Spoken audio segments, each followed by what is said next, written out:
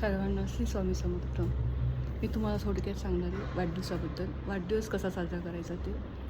आम्ही मठात जातो तर मठामध्ये सांगतात की मुलांचा किंवा मोठ्या माणसांचा वाढदिवस कसा साजरा करायचा ते. थोडक्यात सांगणार आहे 1-2 मिनटातच.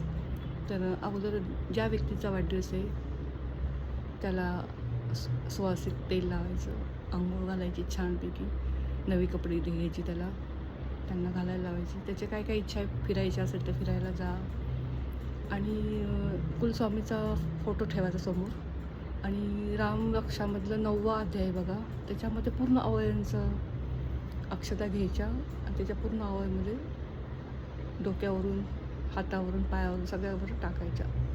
रामरक्षामधला 9वा अध्याय वाचायचा. आणि केक नाही कापायचा, चाकूचा वापर नाही करायचा. आता लहान मुलं असतात, हट्टी असतात, त्याच्यामुळं त्यांना ते म्हणतात आम्हाला केक कापायचा.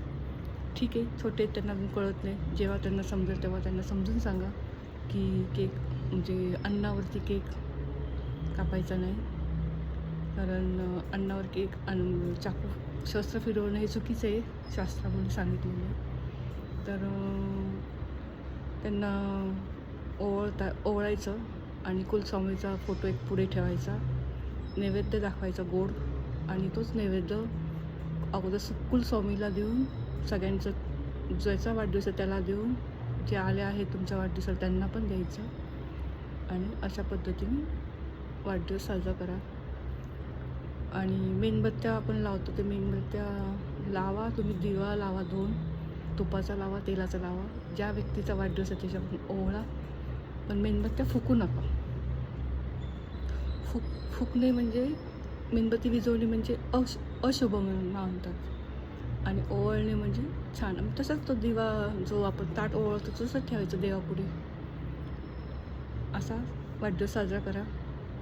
आणि ज्याचा वाढदिवस आहे त्याला औक्षण करा, आणि कुलस्वामी समोर त्याला चांगलं आयुष्य दे, चांगला माणूस बनव. स्त्री असेल तर चांगली महिला बनव, आणि त्याचं पुढचं आयुष्य चांगलं जावं, आणि त्याला चांगलं ज्ञान, समृद्धी काय असेल ते कुलस्वामीला सांगून त्याच्यावर औक्षण करत जा.